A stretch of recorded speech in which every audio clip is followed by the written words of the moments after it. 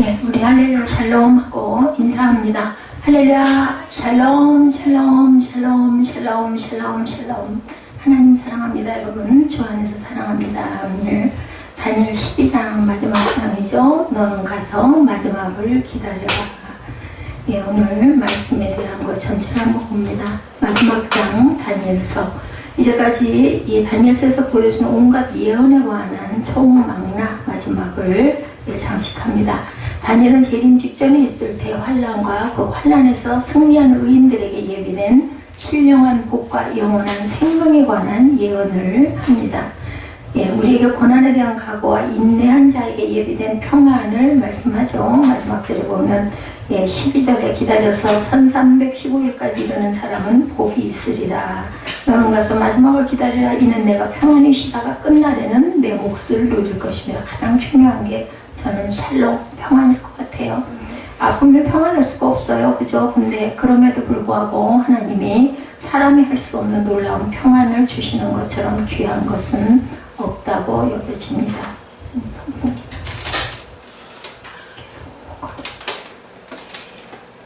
성도들의 구원을 큰 환란이 있을 것이라고 1절에서 말씀을 하고 있습니다. 그때 내 민족을 호위하는 큰 군주 미가엘이 일어날 것이요 큰 환란이 있으리니 이는 개국이래. 그때까지 없던 환란일 것이며 그때 내 백성 중 책에 기록된 모든 자가 구원을 받을 것이다. 그래서 책은 생명책을 얘기합니다. 생명책에 그 이름이 기록된 자는 구원받죠. 이렇게 기록되지 않은 자는 지옥 어린 자는 구원을 얻지 못합니다. 계시록 13장 8절에 증거합니다. 죽임을 당한 어린 양의 생명책에 창세 이후로 이름이 기록되지 못하고 이 땅에 사는 자들은 다 그 짐승에게 경배하리라. 마지막에 남아있는 자들은 짐승에게 경배하지 않으면 땅에서 살 수가 없고, 짐승에게 경배하면 하늘나라의 천국에 이르지를 못하죠. 그 마지막 심판 때를 얘기합니다. 12장 2절에 영생을 받은 자에 대해서 말씀하라고 있습니다. 우리 나타난 내용 잠깐 보죠. 땅의 티끌 가운데 자는 자 중에 많은 사람이 깨어나 영생을 받은 자도 있겠고, 수치를 당해서 영원히 부끄러움을 당할 자도 있으리라고 하죠. 자, 부끄러움을 당할 자는 그날에 버려둠을 당하는 자를 얘기합니다. 영생을 받은 자는 들림을 받아 올라간 자, 천국잔치에 대한 이야기죠. 12장 4절에 마지막 때까지 이 말을 간수하고 이를 봉함하라고 얘기하죠. 반대로는 계시록 22장 10절에 이 두루마리 예언의 말씀을 임봉하지 말라. 때가 가까우니라. 때가 가까워지면 열어서 보여야 될 텐데 아직은 아니라는 거죠. 다니엘에게는 연단에 대해서 12장 10절에 증거합니다. 많은 사람이 연단을 받아 스스로 정결하게 하며 희게할 것이나 하고 얘기하죠. 자, 연단에 대한 베드로전서 1.6, 7절에 여러 가지 시험으로 말미암아 잠깐 근심하게 되지 않을 수 없으나 너희 믿음과 확실함은 불로 연단하여도 없어질 금보다 귀하다고 하죠. 희게할 것이라고 또 10절에도 얘기하죠. 희게할 것이나. 이것은 계시록 3장 5절에 이기는 자는 이와 같이 무슨 옷을? 흰 옷을 입으리라는 뜻을 갖고 있습니다. 계시록 7장 13, 14절에도 장로 중 하나가 응답하여 나에게 이르되 이 흰옷 입은 자들이 누구이며 어디서 왔느냐. 이는 큰 환란에서 나오는 자들인데 어린 양의 피에 그 옷을 씻어 희게 하였느니라. 두루마리를 빠는 자들은 복이 있다라고 얘기하죠. 11절에 멸망하게 할 가증한 것을 세울 때부터 1290일을 지낼 것이요. 그래서 계시록 11장 2절에 거룩한 성을 42달 동안 짓밟으리라고 증거하고 있습니다. 계시록 13장 4절에 8절에도 용이 짐승에게 권세를 주므로 42달 동안 일할 권세를 받으리라고 증거하는 내용과 같다.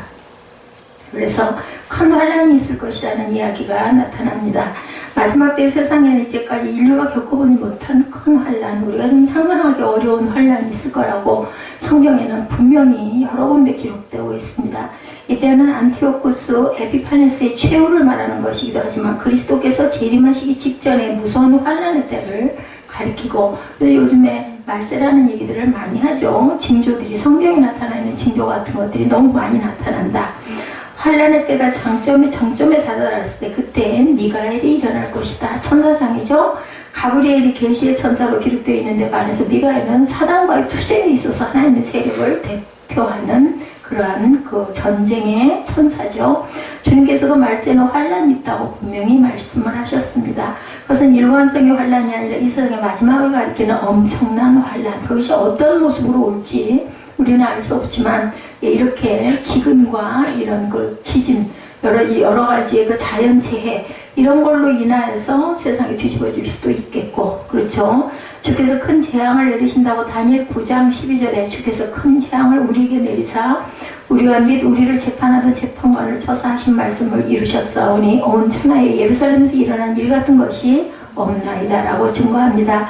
비할 데 없이 그것은 큰 환란이라고 예레미야 30장 7절에 슬프다 그날이여 그와 같이 엄청난 날이 없으리라. 그날은 야곱의 환란의 때가 되미로다. 그러나 그가 환란에서 구할 그의 냄을 얻으리로다 라고 증거됩니다. 두 종류의 사람들에 대해서 2절에도 얘기하죠. 땅의 티끌 가운데 자는 자 중에 많은 사람이 깨어 일어나 영생을 받는 자 있겠고 수치를 당하여 영원히 부끄러움을 당할 자도 있을 것이다 라고 얘기합니다. 지구상에는 각양각색의 수많은 사람들이 살고 있지만 그들은 모두 하나님의 자녀가 아니면 마귀의 자식, 중간은 없습니다. 둘 중에 하나라는 거죠. 이것은 소유의 많고 적음이나 외모에 의해서 결정되는 것이 아니라 예수 그리스도를 믿는 믿음 여부가 결정해 준다.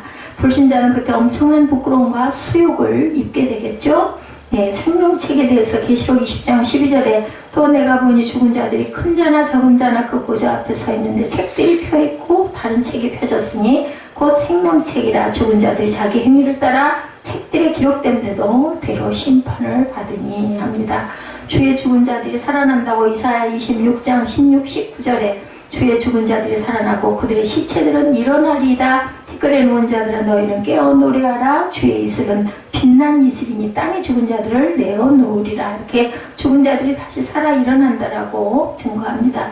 복 있는 자들에 대해서 3절에 얘기하죠. 지혜 있는 자는 궁창의 빛과 같이 빛날 것이요 많은 사람을 옳은 대로 돌아오게 한 자는 별과 같이 영원히 빛나리라. 자, 이건 복 있는 자들이죠. 믿는 사람을 옳은 대로 돌아오도록 한 자, 하늘의 별과 같이 영원토록 비추리라는 그러한 축복을 해주시는 부분이 나타나 있습니다. 이들은 모두 하나님의 존재를 인정하며 그분을 경외하며 그분의 말씀에 순종하죠. 하나님은 이 예언의 오랜 후에 이루어질 사건이기 때문에 이 말을 간수하고 봉함하라고 하셨어요. 그래서 이 글은 다니엘서를 가리킵니다. 의인들은 영생에 들어간다고 해서 마태복음에도 나타나 있습니다. 25장 46절에 그들은 영벌의 의인들은 영생에 들어가리라 하시니라. 영생에 이르는 열매를 모읍니다. 요한복음 4장 36절에 거두는 자가 이미 삭도 받고 영생에 이르는 열매를 모으나니 이는 뿌리는 자와 거두는 자가 함께 즐거워하려 합니다. 뿌리고 거두는 거 같은 사람일 수도 있습니다. 그런데 씨를 뿌려놨는데 많은 수확이 있으면 다들 기뻐하죠. 이런 말씀을 하고 있습니다. 상징적인 비유죠. 두 천사의 대화에 대해서 5절에 증거하고 있습니다. 나 다니엘이 본즉 다른 두 사람이 있어 하나는 강 이쪽 언덕에 서고 하나는 강 저쪽 언덕에 섰다. 다니엘은 두 사람을 보았는데 히데겔 강을 중심으로 하나는 강 이편에 하나는 강 저편에 있다는 거죠. 본래 천사는 영적인 존재이기 때문에 인간과 같은 형체를 갖지 않았지만 그리스도께서 육신을 입으신 것처럼 천사들도 잠시 육신의 형체를 띠고 나타난 것을 상징합니다. 천사는 주로 하나님께 쓰이는 초자연적 영적 존재로 인격을 가진 피조물이죠. 그는 하나님의 뜻을 전하고 혹은 행하는 것으로 인간을 보호하며 지도하고 또한 형벌을 주기도 합니다. 출애굽기 3장 2절에 창세기 19장 1절에 증거되어 있습니다. 저녁 때 그 천사가 소돔에 이르니 마침 롯이 소돔 성문에 앉아있다가 그들을 보고 일어나 영접하고 땅에 엎드려 절하며 라고 하죠. 창세기에서 그리스도께서는 육신을 입으셨죠. 요한복음 1장 14절입니다. 말씀이 사람이 되셔서 우리와 함께 계셨는데 우리는 그분의 영광을 보죠. 그것은 외아들이 아버지에게서 받은 영광이었고 그분에게는 은총과 진리가 충만하더라. 이렇게 나타나 있습니다. 주의 사자가 응하여 말합니다. 스가랴 1장 12절에 야훼 천사가 대답하여 이르되 만군의 야훼여 야훼께서 언제까지 예루살렘과 유다 성읍들을 불쌍히 여기지 아니하시리까 이를 노하신 지 70년이 되었나이다. 이 70년이 굉장히 중요합니다. 천사들의 질문이 7절에 나타나 있죠. 내가 들은즉 세마포 옷을 입고 있고 강물 위쪽에 있는 자가 자기 좌우에 손을 들어 하늘을 향하여 영원히 살아계시는 이를 가리켜 맹세하되 반드시 한때 두때 반대를 지나서 성도의 권세가 다 깨지기까지이니 그렇게 되면 이 모든 일이 끝나리라 하니라 얘기합니다. 자, 세마포 옷을 입은 자, 강물 위에 있는 자에게 이 기사의 끝이 어느 때까지냐고 질문을 하죠. 여기 세마포 옷을 입은 자는 천사장 미가엘을 가리킨다는 견해도 있지만 예수 그리스도를 가리킨다라고 증거되어 있습니다. 이 재난의 연속에 대한 보다 일반적인 계산이 질문한 천사에게 주어집니다. 재난의 때는 한때, 두때, 반때를 지나기까지 계속될 것이라는 답변이죠. 예수님의 말씀처럼 마태복음 24장 36절에 세상 마지막에 관해서도 천사도 착실히 답하지 못할 것이다. 그러나 그날과 그때는 아무도 모르나니 하늘의 천사들도 아들도 모르고 오직 누구만 아버지만 아시느니라 하고 증거되어 있습니다. 얼마나 오래일지 누구도 알지 못한다. 시편 74편 9절에 우리의 표적은 보이지 아니하며 선지자도 더 이상 없으며 이런 일이 얼마나 오래일는지 우리 중에 아는 자가 없나이다. 우리 인생도 마찬가지예요. 얼마나 살지, 얼마나 머물지, 언제 갈지 아무도 모릅니다. 그 전능자의 사심을 가리켜 맹세하여 욥기 27장 2절에 나의 정당함을 물리치신 하나님, 나의 영혼을 괴롭게 하신 전능자의 사심을 두고 맹세하노니. 예, 얼마나 욥이 고통스럽고 아팠으면 이렇게 고백을 했을까요? 내 영혼을 괴롭게 하신 전능자의 사심을 두고 맹세한다고 합니다. 간수하고 봉함하라고 9절에 말하죠. 천사들의 대화를 들은 다니엘은 그 내용을 깨달을 수가 없었어요. 매우 궁금한 다니엘은 내 주여 이 모든 일의 결국이 어떻게 쌈나이까 하고 질문합니다. 이에 대해서 하나님은 이 말을 마지막 때까지 간수하고 봉함하라고 말씀을 하죠. 하나님께서 모든 것을 우리에게 계시해 주시지는 않습니다. 그죠? 따라서 하나님께서 계시해 주시지도 않은 것들에 대해서 지나치게 호기심을 가지거나 이상한 추론을 하는 것은 금물입니다. 바람직하지 않죠? 하나님께서 계시해 주신 내용에 대해서는 반드시 우리는 순종해야 된다. 그렇지만 증거의 말씀을 싸매게 하셨다고 이사야 8장 16절에도 너는 증거의 말씀을 싸매며 율법을 내 제자들 가운데서 봉함하라. 때로는 싸매고 봉함해야 할 때도 있다라는 거죠. 여러 날 후의 일이라고 다니엘 8장 26절에 이미 말한 바 주야에 대한 환상은 확실하니 너는 그 환상을 간직하라. 이는 여러 날 후의 일임이라 하더라. 언제? 미래에 일어날 일이라는 얘기죠. 마지막 때에 관한 문답에 대해서 선인과 악인의 차이에 대해서 10절에 증거하고 있는 것이 보입니다.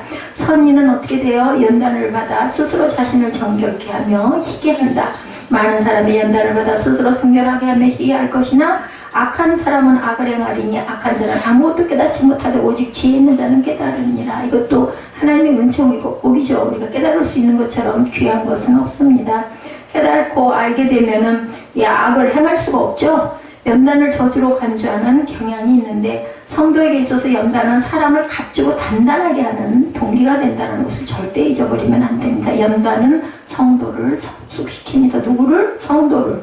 이 연단이 성도 아닌 일반 믿지 않는 자들은 연단을 받음으로 인해서 나쁜 구렁텅이에 빠지기가 쉽지만 성도는 하나님께서 지혜를 주셨고 하나님의 뜻을 알게 하시는 그런 은총을 주셨기 때문에 연단은 우리를 성숙시킨다. 성도들이 자신만을 의지하고 완벽하다고 하는 쓸모없는 자만을 부수어주는 망치와도 같다. 그렇죠? 우리의 자만이 깨집니다. 악인은 하나님의 명령에 대해 온갖 이유를 동원하여 거부하는 것이 특징이라는 것. 악한 자들은 변화가 되지 않습니다. 주의 인자하심을 깨닫죠. 시편 107편 43절에 지혜 있는 자들은 이러한 일들을 지켜보고 야훼 인자하심을 깨달으리로다. 이 지혜 있는 자는 하나님의 은총을 입은 구원받은 자들이죠. 성도들을 가리킵니다. 듣고 학식을 더한다고 잠언 1장 5절에 지혜 있는 자는 듣고 학식이 더할 것이요 명철한 자는 지략을 얻을 것이라. 1290일을 지낸다라는 내용이 나타나죠. 세상의 마지막 때에 관하여 매일 드리는 제사를 폐하여 멸망케 될 미운 물건을 세울 때부터 2290일을 지나야 끝이 온다라고 얘기합니다. 여기서 2290일에 대해서는 여러 가지 견해가 있는데 이 기간을 상징적인 기간으로 보는 것이 타당하다고 할 수 있다. 즉 하나님의 심판이 극에 달하여 적그리스도의 활동이 가장 극심한 일정 기간으로 보는 거죠. 이 날짜들이. 이 기간은 오직 하나님만이 아신다. 도대체 이게 무슨 풀인가를 알 수가 없다는 거죠. 이 기간이 지난 후에는 하나님의 복이 임할 것이다. 만왕의 왕을 대적한다고. 다니엘 8장 25절에 그가 꾀를 베풀어 제 손으로 속임수를 행하고 마음에 스스로 큰 체하며 또 평화로운 때가 많은 무리를 멸하며 스스로 서서 만왕의 왕을 대적할 것이나 그가 사람의 손으로 말미암지 아니하고 어떻게 되리라 깨지리라고 증거됩니다. 42달 계시록 11장 2절에 성전 바깥 앞마당은 측량하지 말고 그냥 두라. 이것은 이방인에게 주었은즉 그들이 거룩한 성을 42달 동안 짓밟으리라. 여기서 42달도 상징적인 표현이라고만 알면 됩니다. 마지막 기다리라. 오늘 다니엘 마지막 12장 13절이죠. 세상의 마지막 때에는 적그리스도가 출현해서 성도들과 교회를 핍박할 것이다. 그러한 환란을 견뎌내면 하나님께서는 구원의 복을 주신다. 우리는 견뎌야 됩니다. 다니엘은 마지막 때까지 이 말을 간수하라고 당부하죠.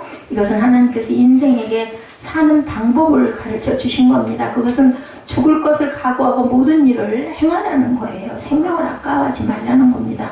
고난 중에도 하나님의 일을 수행한 다니엘에게 하나님은 위로의 말씀을 해주시죠.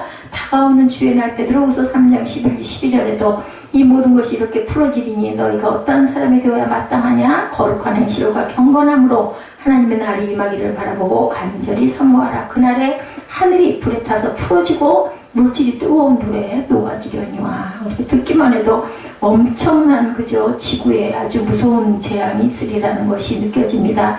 이 세상 형적은 지나간다라고 하죠. 고린도전서 7장 31절에 세상 물건을 쓰는 자들은 다 쓰지 못하는 자 같이 하라. 이 세상의 외형은 지나갑니다. 겉모습은 지나갑니다. 그래서 결론으로 우리 12장에서 마지막 환란의 때를 견디고 승리하는 자에게 구원과 평안이 있다라는 말씀을 하고 계십니다. 우리는 많은 사람을 옳은 대로 인도하는 지혜로운 성도들이 되어야 되겠죠. 이 땅에 사는 기간을 귀히 여기고 생명을 바쳐 복음을 전하는 성도들이 되어서 하나님 앞에 설 때 우리가 영생의 복을 받는 축복이 임하기를 주의 이름으로 축복합니다.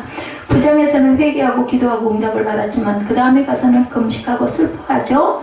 주님 당신 자체를 보고 싶어요. 이렇게 얘기합니다. 그런데 주님을 만나고 나니까 주님과 대등한 것으로 보이지 않고 자기는 썩은 송전과 같이 됐어요. 이렇게 됐을 때 주님의 다니엘의 입술을 만져서 일으켜 주시는 모습이 나타납니다. 11장에서 우리가 보았죠. 동방왕과 서방왕과 북방왕과 남방왕의 얘기를 우리가 같이 묵상했습니다. 일어나서 전쟁이 일어났죠. 이 네 나라의 왕들이 그 속에서 나와 관계된 진리의 이치가 있었는데 무슨 말씀인가 하고 했더니 자칫 잘못하면 뭐 구경하다가 내 주머니에 든 것까지 다 털리는 것 같은 도둑을 맞을 수도 있다는 거죠. 내 주머니 것을 빼내기 위해서 그 막 서로가 싸우는 거예요. 사람 하나를 세워놓고 그런 것도 겨우 당하게 될 것이다. 구경하는 사람들이 주머니 속에 돈을 뺏기 위해서 뺑뺑이를 돌리는 그런 일과 같은 일이 일어날 것이다. 그래서 우리가 정신을 바짝 차리고 살아가야 된다. 본문에 보면 창공에서 별과 같이 빛날 것이다 라고 했는데 다니엘이 바벨론으로부터 부귀영화 모든 귀한 자리를 다 얻었어요. 오랜 세월도 살았습니다. 바벨론에서. 그래도 다니엘은 그것으로 절대로 만족하지 않고 푹 빠지지 않았다는 거죠. 뭐가 돼도 민족 잊어버리지 않고 항상 자신의 나라를 위해서 기도했던 다니엘. 미가엘이 호의를 하죠. 다니엘을 무슨 얘긴가 하니 혼자 버려두지 않고 그리고 호의를 하고 신랑 차림으로 나타난 주님이 나타나십니다. 왜 신랑 차림으로 나타났을까? 신부를 맞이하기 위해서 신랑 차림으로 나타나죠. 1절에서 내 민족이 민족은 이스라엘이고 그 유대 민족입니다. 나아가서는 최종적으로 다니엘 너를 닮은 그러한 자들 믿음의 그 사람들을 얘기하죠. 혼자 두지 않고 미가엘이 호위합니다. 그죠? 개국 이래로 없던 환란이 오죠. 그러나 전에 있던 환란이 아니고 환란으로 다시 반복치 않은 새로운 환란을 준다라는 얘기. 새로운 환란인데 예측을 했던 환란이 아닌 우리가 알 수 없는 개국 이래로 없던 환란이라고 하는 것은 예측하지 못했던 환란을 증거합니다. 인간이 전혀 예측하지 못했던 환란 그리고 하나는 개국 이래로 가장 큰 환란. 그 하나님의 종들이 바로 하나님의 종들을 온전하게 만나야 되고 종들이 먼저 변화되어야 된다. 종교 운동, 수양을 경계하고 수양 운동들을 많이 합니다. 근데 종교 운동 그것이 온전한 것이냐라는 거죠. 환란은 단순히 무슨 세계전쟁, 무슨 1차, 2차 세계전쟁 이런 것으로 생각하지 말아라. 세상 사람들이 전혀 생각하지 못한 환란, 우리가 깊이 새겨보면 일반 사람들이 볼 때는 환난으로 못 느끼지만 믿는 사람들은 환난을 바라볼 줄 알아야 된다. 그래서 우리가 영원히 가는 배고픔, 그런 환난을 면하는 그러한 삶을 살아야 되겠다. 육적인 환난은 상관이 없죠. 중요한 것은 영적인 환난이 아주 중요하다는 겁니다. 매일 드리는 제사가 끊어진다고 하죠. 진리를 땅에 던져버린다. 지혜 있는 사람은 그걸 바로 깨닫습니다. 그래서 우리가 항상 영적인 기도가 끊이지 않는, 영적인 재단이 끊이지 않는 그런 삶을 살아야 되겠다. 눈에 보이는 것하고 눈에 안 보이는 게 정반대로, 눈에 보이는 게 우리는 미혹되기가 쉽습니다. 근데 중요한 건 눈에 보이지 않는 현상들이 굉장히 중요하다. 일반적인 눈을 가지고 계곡 이래로 없던 환란, 듣도 보지도 못한, 전혀 처음 보던 이 영적 환란을 알 수가 있는 것은 어떤 사람? 지혜 있는 사람. 하늘에서 나와, 그러니까 뭐겠어요? 주님과 항상 동행하고 교통하는, 말씀 속에 살아가는 그런 자들은 하늘의 지혜를 깨닫게 되고 보이지 않는 것을 볼 줄 알게 된다라는 말씀을 합니다. 진리가 아닌 어떤 단계, 그런 어떤 조건으로 해서 오는 게 아니고 진리를 지키려고 하다 보니까 우리가 그것을 깨닫게 된다. 그런 사람들은 진리를 지켜나가려고 하죠. 그리고 우리에게 어떤 마음의 그 갈등이나 아니면 마음의 거리낌 있는 것은 우리는 행하지 못합니다. 버리게 되죠. 모든 환난은 하나님께서 허락지 않은 환난이 없다. 욥기서에 보면 하나님께서 사단으로 하여금 허락을 해주셔서 욥에게 어떤 부분만 시험을 하게 생명만 빼놓고 네가 아무리 해봐라 라고 얘기하죠. 욥을 높이기 위해서였다. 그런데 얼마나 고통스러웠어요. 저는 만약에 제가 욥이라면 안 하겠다고 할 것 같아요. 그런데 하나님께 뜻은 사람의 뜻과 다르죠. 먼저 있던 죽은 아들, 딸들의 이름이 없어요. 욥기에 보면은. 나중에 하나님께서 많은 그 이쁜 딸들을 많이 주셨죠. 무슨 말인가 하면 이름이 있다는 거죠. 하나님은 주무시지도 졸지도 않는다. 하나님께서 주신 그런 자녀들에게는 이름을 지어주시죠. 야곱도 이름을 지어주셨습니다. 또 하나님은 과거사를 절대 물어보지 않는다. 어떤 자들에게는, 우리가 회개한 자들에게는 중요한 건 회개입니다. 다니엘은 모든 성도의 대표적인 믿음의 모습이라는 것을 우리가 생각해야 됩니다. 성도를 영광스럽게 만들어주기 위해서 환난의 바람을 불어서 환난 중에도 절대로 무릎을 꿇지 말라는 말씀을 하죠. 사무엘상 10장에 보면 다윗이 들판으로 내쫓기는 장면이 나타납니다. 하나님은 다윗 편에 가서 서 있어요. 고립된 것 같지만 하나님이 배경으로 지정이 되어 있습니다.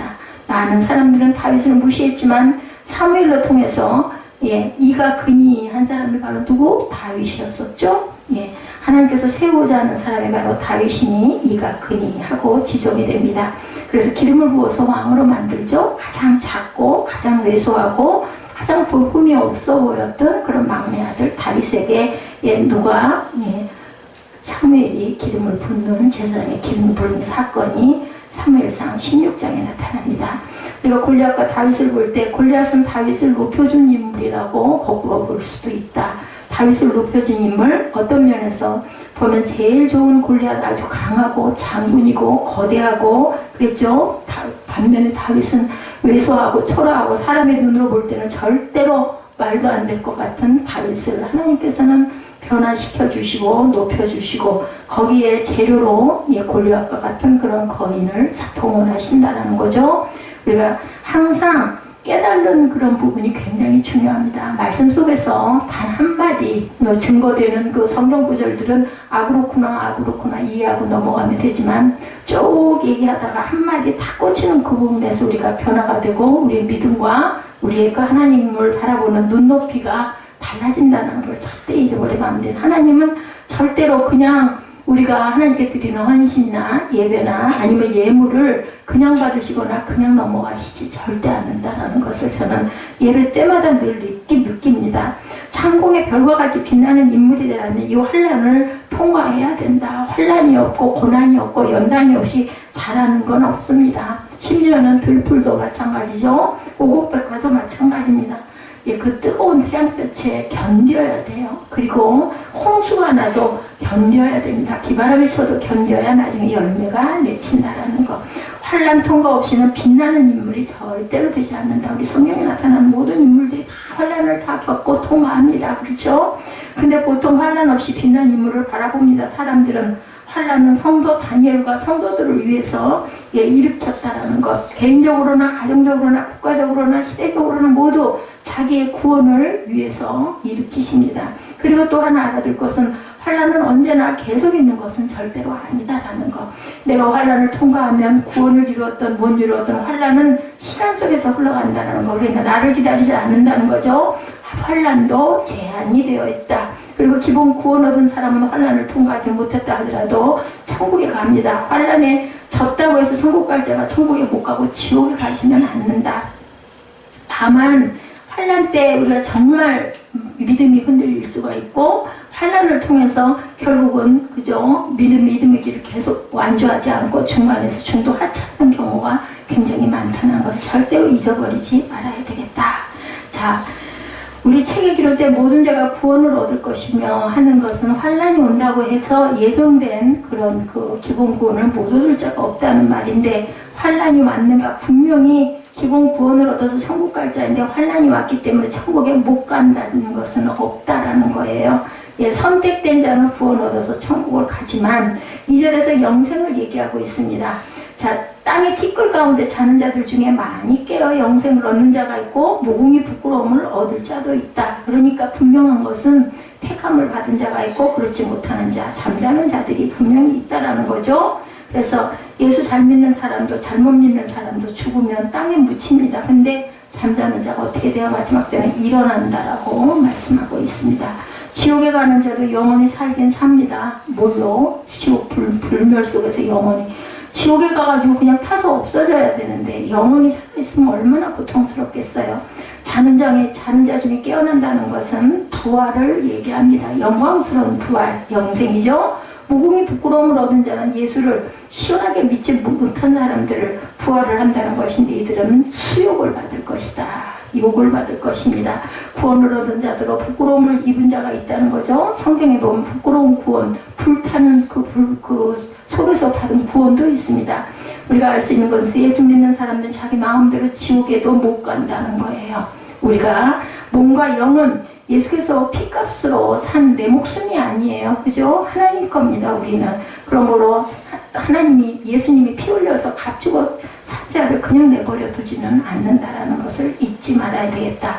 빛날 사람은 지혜 있는 자는 궁창의 빛과 같이 빛이 난다고 오늘 증거하죠. 지혜 있는 자는 사리 판단을 잘하는 사람이고 성경에 보니까 짐승들이 많이 나옵니다. 지혜 있는 자는 판단력, 관찰력이 예민해서 이 짐승들을 잘 볼 줄 아는데 그 짐승의 운동에 절대로 휘말리지를 않는다. 지혜 있는 자들이기 때문에 불신자들이 데모하는 그런 그곳에 휩쓸리지 않는다는 말이 아니고 기독교 종교운동에 휘말리지 않는다. 초격파적으로 떼거지로 모여서 종교운동에 그게 막 나서는 그러한 일, 굉장히 위험한 일이라는 거죠. 그래서 수양은 하나님 앞에 바쳐지는 건데 하나님 앞에 드림이 되는 수양은 반드시 번제단에서 온전하게 죽어야 제물이 된다는 거.